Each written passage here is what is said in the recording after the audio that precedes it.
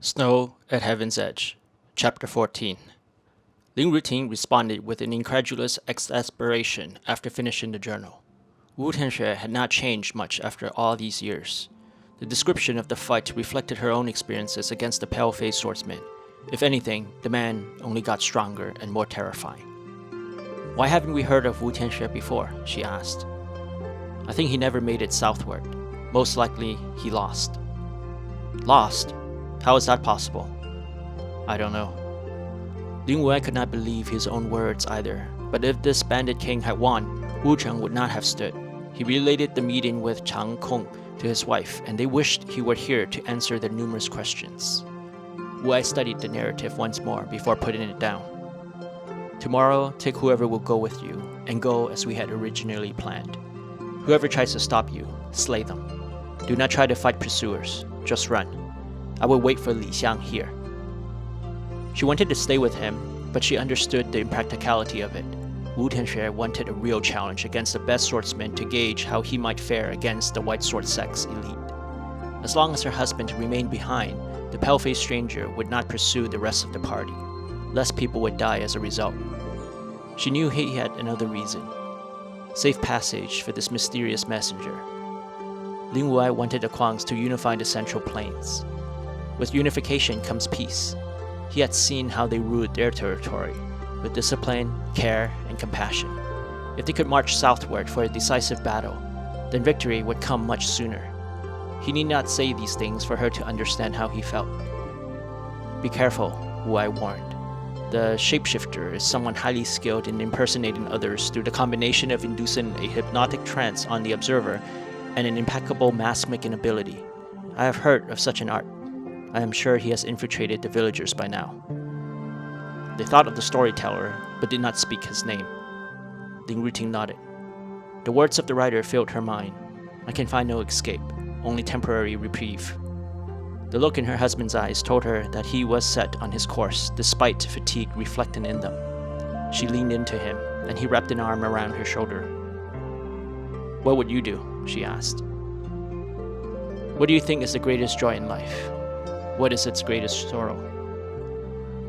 "The greatest joy is the freedom to do what one wants. Likewise, the greatest sorrow is being coerced into doing something one abhors, either by others or circumstances." He nodded. "There's nothing I want more than to go and show you the rest of me, all of me. Take you and Li Xiang to the twin pavilions, to travel as we have been, and to live unfettered by commitments. I would not let anyone take that from me, from us. Before we came to be, there was evil. After we're gone, there will still be evil. We cannot stop them or rid the world of suffering. No one can. But if I'm here, and I see it, and I have the ability to act, then I will. It is not an obligation or responsibility to anyone but me. I dislike the tyranny of the Mei government, the hypocrisy of the White Sword sect, and the violence of Wu Tianxue. I do not think I will lose." She looked into his eyes and saw the candidness in his words. He never made foolhardy statements. "Then you have a plan?" "I'm more concerned about the outliers," he said. Footsteps sounded from the veranda, a man and a woman. They had no intention of hiding their arrival, and the Lins had an idea of who their visitors might be. "Come in," Wuai said, even before they had a chance to knock on the door. "Nothing ever escapes the great Lin Wuai," Ming said, skipping any polite greetings. "If it were true, I would not be up here at this hour," Wuai replied, smiling. "Well, I come to assure you that I can be an ally," he said. "What do you want in return?" Ling Ruting asked. Pao Xiang glanced disapprovingly in Tang Ming's direction, and he softened his tone. "What I am saying, Brother Lin, is that I need your help, and I would lend you a hand in return, just to minimize the uncertainty and anxiety on your behalf." "On yours as well, I suspect," Ruting said, while her husband studied the young man. Tang Ming returned the gaze. The light from the burning candle reflected off his eyes. "I would not fight you," Wuai said. "What does it matter whether these people live or die? It does not, nor does this duel. You have come at an inopportune time anyway. I have neither the strength, reserve, nor a sword." "Where is it?" Tang Ming asked, eyes darting around the room to locate where Ling Wuai might have hidden it. "Stolen," Wuai sighed. "I do hope it is returned. As for your matter, I would suggest against it. There's not much honor in a victory against an unarmed opponent, but there is much shame in a loss. The young man clenched his fist. He had come this far for a chance to test himself, only to see it slip away. Unable to contain his frustration any longer, he slammed the table with his fist. "Your mind is made," Wuai said. He gave his wife a reassuring nod before returning his focus to Ming. "Would you care to wait a while tomorrow?" "Yes, of course." "Thank you," Wuai said. "Regardless of the outcome, I would like your assistance." He paused to gauge Ming's reaction. "You have my word," the young man said, returning to his previous civility. "Brother Lin, there's one more request that I hope you can entertain." Ling Ruting wanted to interject and chastise him for his audacity, but kept her composure. She needed to know more about this person, and most men disclose more than they should when given the opportunity. Ming glanced at Piao Xiang before continuing. "Would you please guarantee her safety through Chuan Tian Dao?" "I'll see to Miss Piao Xiang's safety," Ruting said. Ming palmed his fist and raised it in gratitude. "Then I will not be shy with my request either. I'll tell you after the match," said Wuai, with the confidence of someone assured of his victory. The faint light instilled a sense of warmth. Li Xiang opened her eyes and was thankful to be alive. In her sleep, she had seen herself die numerous times, but it was not the death that scared her, but what she had become. Each time she screamed in her dream, her mouth stretched abnormally wide to reveal several rows of sharp teeth, hungry to devour what invisible threat there was. This insatiable hunger left her with a lingering emptiness that nothing could fill. Although she was awake, the feeling remained. She tried to touch her aching head, but the ropes binding her arms brought her back to reality. The blanket around her body provided little comfort inside the poorly constructed wooden shack, which rattled each time a strong draft hit it. Fan Kai noticed her waking and pretended to care by caressing her forehead with his rough, scaly hands and softly pinching her cheek. Li Xiang looked away. "That's better," he said. "Maybe I need not punish you after all. One as young as you have to learn right from wrong, and sometimes this is the best way. I sympathize with you girls, weak and lustful. It is not her fault that she is so easily seduced by the words of that demon. You have reminded me that I must live up to the sex ideal of forgiveness. I will give her a chance to mend her ways as well, and show her that giving in to her base desires is a sinful experience. You must see and remember it. It would do you well, my child." He combed her hair and planted a soft kiss on her forehead. Li Xiang cringed but remained poised. He would never let me go. A loud bang disrupted her thoughts as the wooden planks comprising the walls of the shack shook so violently that Li Xiang saw herself buried beneath the collapsed building. She thought she heard screams too. Were they haunted spirits calling out to unsuspecting travelers? At the moment, she preferred their chilling shrieks to the voice of Fan Kai, who leaned in close and whispered in a paternal tone, "Stay here. I'll go see what's going on." A long, freezing draft slid in when Fan Kai exited.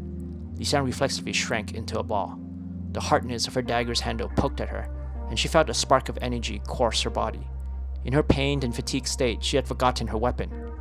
She wiggled like a worm until she was able to move her legs through her tight hands. Her shoulder was on fire, but she ignored the pains in her joints. Falling onto her hands and knees, she massaged the dagger out of her shirt. It fell onto the ground with a thud. The ropes soon followed. She was free at last. The night was clear but dark. She checked her impulse to sprint away. Instead, she leaned close against the wall, squinting her eyes to scan for the madman. When she felt confident that she was alone, she ran. Li Xiang no longer felt cold. The desire to live pumped hot lava throughout her body.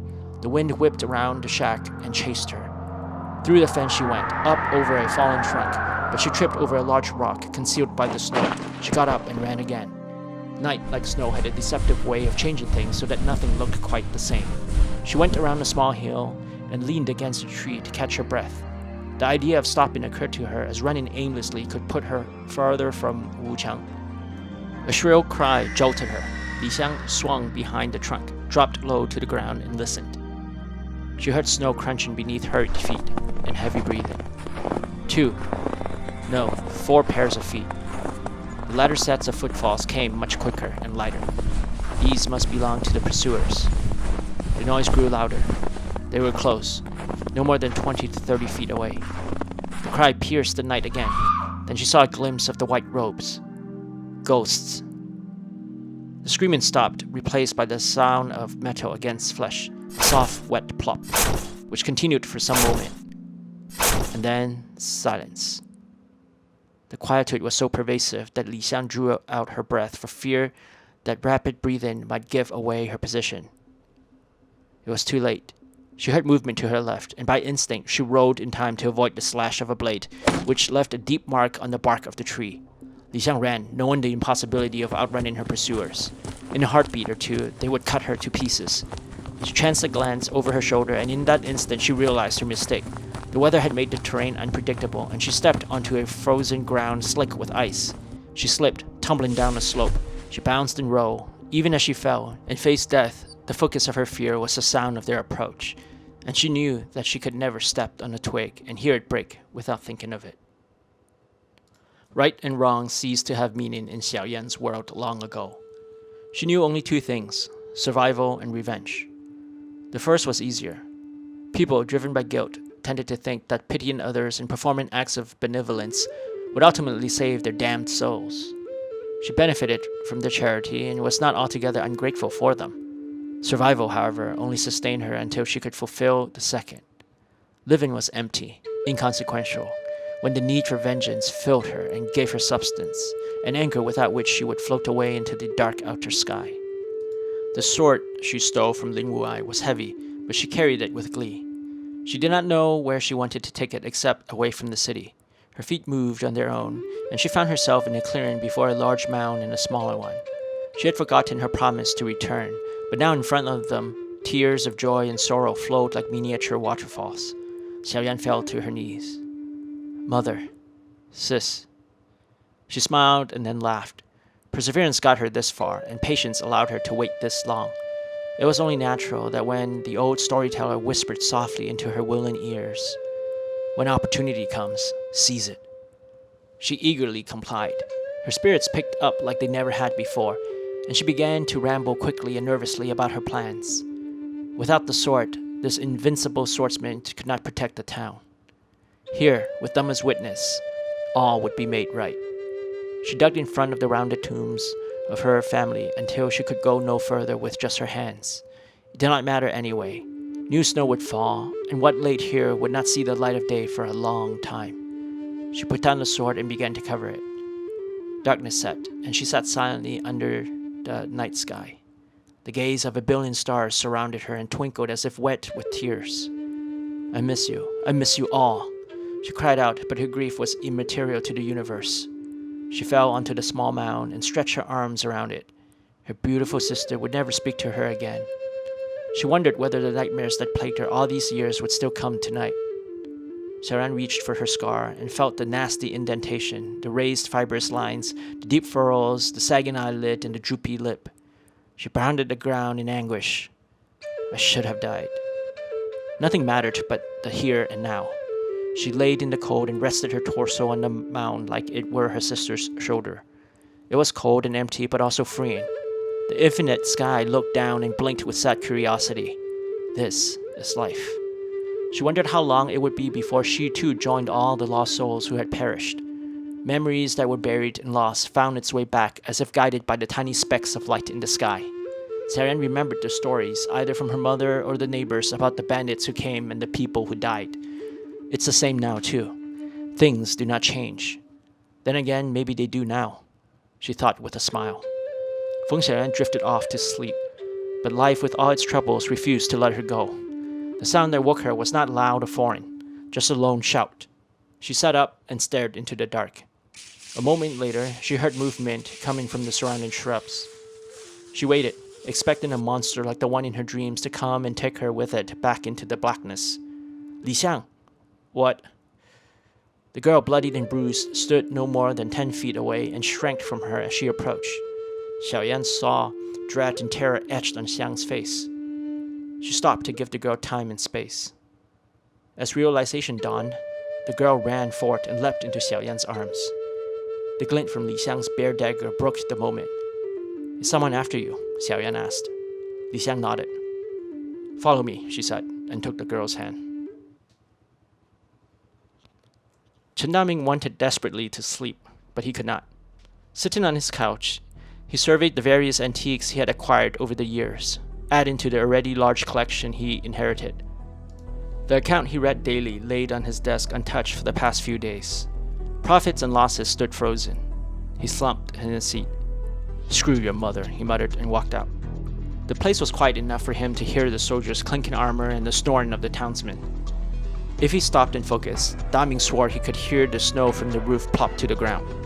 When he reached an open corridor, he stared into the night and thought of Xinger. How he yearned to see that face again. If only the dim-witted boy knew who he was to him. The innkeeper sighed. He had little time to waste on past indiscretions when the uncertain future rushed toward him. He continued on. He knew the path well, even in the dark. Small lanterns lit the hallways and verandas like small floating suns. He reached the main courtyard and sat on one of the steps. Some of the occupants were still awake. He sat and listened, feeling deep shame and guilty pleasure. Tomorrow, tomorrow, tomorrow. He dreaded the coming of day. He turned to stare at the closed door behind which the Lin couple stayed. He imagined them lying there, her head resting on his arm, while her hand laid across his chest, and his face receiving her most gentle gaze. An empty pain echoed across his body. The couple discussed the small girl, who apparently had disappeared. Daming wrestled with his own thought of seeing her once more. Who would rescue him but me? He learned long ago that people were selfish and thought only of themselves. He had understood the practicality of this universal truth, but now this notion disgusted him. The Lins talked of other things too, but in lower, more hushed voices. Then suddenly, they were audible again. Soft giggles and warm laughter filtered from their windows. Chen Daming stood and walked away. With each step, he felt exceedingly uncomfortable, as if irked by some unfathomably bitter revelation. Has it really come to this? A mere few days, and the winter winds had battered the newly repaired tiles. The aging, aching pillars and the slowly crumbling walls all stood witness to the reality of the times. Am I like this too? Xinger was not shrewd and unsuited to run the inn like he had. He punched a nearby pillar and regretted it immediately as he let out a profanity and a bitter laugh. Run the inn to the ground like you had? Daming had lost complete control over the inn. That was his birthright in a matter of days. As he massaged his bruised, hopefully not broken hand, a new revelation came to him. Pain brought clarity. He was not merely an extension of another's will. He could choose, and he would. The kitchen was large and usually filled with the busy clanging of woks and pots. Tonight it was silent and uninhibited. He entered. Bottles of prepared wine and dried fruit replaced the steaming dishes. He reached into his sash and took out a small paper-wrapped packet of white powder that looked like flour. Innkeeper Chen stared at it for a very long time. Although the moon made a short appearance through the barbed window, Chen Daming was still in the dark. The long shadow of a small, frail old man blocked a large portion of the incoming moonlight, but the innkeeper was too focused on his own black deed to notice. They did not speak, and a long pause passed before either said a word, prompted by the wooden clatter of the branches shaken from a sudden gust. "Are you afraid of the dark?" Xiaoyan asked. The girl shook her head. "I have long gotten past that." Xiang walked with a slight limp, and blood spotted her clothes. Xiaoyan was grateful that the night was dark and made them impossible to track. Even the sky showed a small bit of mercy, with only a few snow flurries during their trek through the woods. When they arrived at Xiaoyan's house, the door was opened. She had shut it. "Stay here." She entered. No one was inside. Xiaoyan headed for the table where there was a small candle she could light. She strode confidently in the dark, knowing how to navigate through the furniture, only to feel the ground shift under her, and Xiaoyan landed with a heavy thud that knocked the wind out of her. "Are you alright?"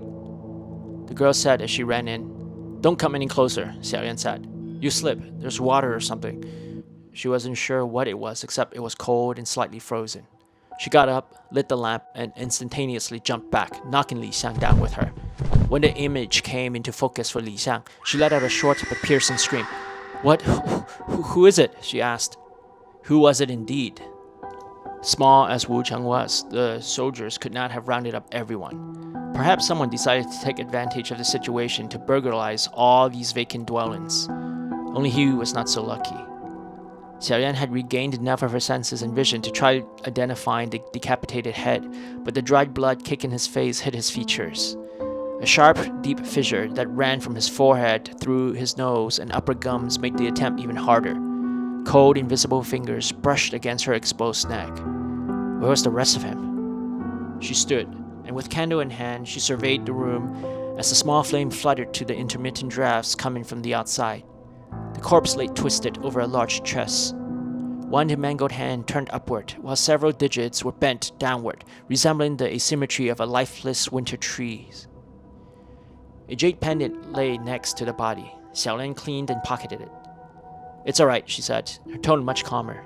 She went back to the table and with a sweep of her hands knocked the head onto the ground with a dull thud. They exited through a back door to the veranda outside that connected the main room to that of a much smaller bedroom. Xiaoyan reinforced the door with a small table and then extinguished the candlelight. She held Li Xiang close. "Who was the bastard that took you?" "Fan Kai, the old man who was with Gao Ming," the girl said. She felt Xiaoyan tighten her embrace. "I'm all right." As if to accentuate the point, she turned around, and though neither could see the other's face vividly in the dark, Xiaoyan felt the intensity of the girl's gaze. "I don't want to die. Not like that, and not by his hands. I should have died many times before, but I lived, and there's still so much more that I want to learn and see and experience. If I were to die, it would be for a better cause. I'm not afraid of death, but I'm terrified of dying. That is what I owe Wuai Gege and Ruting Jie. Not just my life, but how to make it count, even in death." Though Xiaoyan knew little of the pugilistic world and even less of the learned world of scholars, she felt the girl's words, the determination and boldness befitting of them both. Is there more to the world than this? How is anywhere different from here? To others, a nearly adolescent girl asking one 6 years her junior seemed embarrassing, but Feng Xiaoyan was long past that or any indignity. She knew little of the world.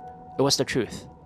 If she were to compact her world any further, this house and the small garden which she still tended in spring and summer would comprise it. Is there really more? Enough to live and die for? It is different everywhere. Most people are like those soldiers, but there are more than a few who you would like brother Wen Zhizhou. He's a superb general, but he doesn't act like one. He's really funny," Li Xiang said. Her voice suddenly carried on a more cheerful tone, and she fell back to the chatty girl she was as she went on to talk about all the funny characters she had met. "They're really nice places too, like on top of Mount Emei, where you are above the heavens itself." That night, Xiaoyan inadvertently fell asleep listening to the girl talk, her mind absorbed by the colorful imageries that Li Xiang had painted.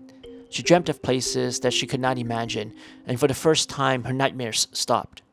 When she awoke, she wondered whether what the girl said was like her dream and existed only in her mind. She climbed over the still sleeping girl and saw in the morning light the extent of the girl's wounds. Lashes covered her body. Xiaoyan would have cringed had she not seen or experienced it herself before. She went to fetch water. A shawl of white blanketed the distant mountains. Xiaoyan smiled at the majesty of nature. If something this beautiful happened here in the most desolate of places, then perhaps the girl was right. Even as she tended the fire to melt the cauldron of snow, her smile remained and her mind could not help but wonder. Pale Xiang turned her head toward the slowly shrinking city for the 5th time that morning. Only 2 people remained in that town. Hacked corpses and mangled bodies filled the surrounding cottages. Few villagers survived, and they joined the band of migrating citizens. Pale Xiang looked at Ling Ruting, who sat next to her on the wagon, and wondered why she never once turned her head. She had never seen Tang Ming fight, but she did know that Ling Wuai was rather injured. "Aren't you worried about your husband?" "Of course, but there's no point in lingering. I made a promise to him, and he to me. I trust him." Never once did Ling Ruting's face betray her emotions, and Pale Xiang could not understand the depth of the woman's feeling. She teared, and her lower jaw started to quiver. Ling Ruting reached over and hugged her. "Why? Why do men do such things?" Pale Xiang sobbed. Ruting knew the answer, but did not reply. Her husband had his reason, and she could not let him down. Over the years, she had time and time again thought that love had a peak and a plateau, but she found that each time she only fell deeper and further in love with her husband. Measurement stopped, time slowed, and the soft fluttering of her heart whenever she thought of him never ceased. For that reason alone, no matter how much she wanted to return, to stay and fight by his side, she had to first take these people beyond the pass. By herself, she could travel the distance in less than a day with fair weather and a good horse, but with a large number of children and elderly, it would take much longer. She closed her eyes, feeling the weight of Pao Xiang's head on her shoulder. "He will be alright. He will be alright," she whispered to herself. The double doors were wide open. No one was on the bottom floor of the inn. On the topmost floor, with a panoramic view of the town, sat two figures. Wuai had chosen this spot. From here, he could see past the snowy townscape to the slow, caterpillar-like progression of the villagers leaving the region. "Have you come to apprehend the messenger?" Ming looked toward the sea of snow. Its whiteness kindled something within him, and he spoke. "That was our mission, to find the messenger and slay him. We knew he would head north because that pass is unguarded like the city. And you know what he is carrying." "Yes, Songjiang's map of the West Village and the eastern counties." There was no need for further explanation. The legendary mapmaker's map detailed every hill and ravine, leaving not even the smallest forest on the terrain uncharted. With it, the invading army would negate any advantage of the defenders. The war would end swiftly, preventing much needless bloodshed. Ming offered him liquor, but he declined. He sat watching until the tail of human serpent finally disappeared into the barren forest. "Do you know of any legendary messengers?" "No." "That's because the ones you know are dead." Wuai smiled and gestured toward the forest. "He could be anyone over there. From the suspicious recent travelers to the villagers who lived in indignity for years only to wait for a day, for an important message to be sent across the barren land to an enemy of the state. And once received, a messenger would spare nothing in order to live so he may carry the valuable information to its destination. They would sacrifice anything or anyone to accomplish their mission. Their tenacity are extraordinary. Yet, no credit is ever given. No monuments erected to commemorate their lives, but often they shift the entire dynamic of the political landscape and sculpt history." Ling took the cup of wine that was previously offered, and he scattered it onto the streets below. "It takes a godly amount of patience to do their work, an even greater amount of humility to let their vast skills lay hidden. I cannot do such a thing. Can you, Brother Tang?" The comment was a casual one, but it struck Ming in an odd way. He opened his mouth several times, but closed it each time without uttering a single sound. Wuai laughed. "It's alright. That was a rhetorical question." "Can they have what is due?" Ming mumbled. "How much? To whom? To where?" Wuai said. Seeing the young man's perplexed expression, he continued. "Good tea is good tea. The skill of the preparation, the inherent quality of the tea leaves, both are apparent when it touches your lips. Elaborate ceremonies detract, not add. Only those absorbed with superficiality and infatuated with false intricacies would enjoy such needless labor. But that is not the way of the true connoisseur." Ling laughed. "You think too much. Economy of means and simplicity of ways. Just remember that." He patted Ming on the back. "How can you be so calm? You can die." "You would not kill me," Wuai said. "Do not underestimate me," Ming warned. Wuai leapt onto the roof tiles and bounded toward the snowy ground below. The ensuing battle would prove the validity of those words. Ming stood a few seconds longer before he jumped, but in that time he had already gone through a lifetime's worth of thoughts. Whether by fame or infamy, Ming was determined to leave his mark on history. Ma Wunang was unusually quiet and kept uncharacteristically close to her husband, wrapping her arm around his while muttering to herself. Some townsfolk stared, but most kept to themselves. A child pointed and asked her mother whether the woman was mad, and her mother swiftly covered the child's mouth and hurried her along.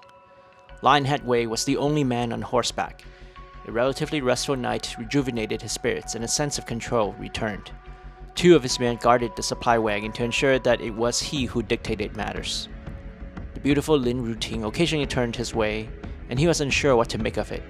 He was certain, however, that she would be widowed soon enough. Should the injured Ling Wuai somehow defeat that lunatic Fan Kai, he still had to contend with Wu Tianxue. Lionhead Wei stopped his thoughts from lingering further on that pale-faced man and turned them toward happier things, like the woman, Ling Ruting.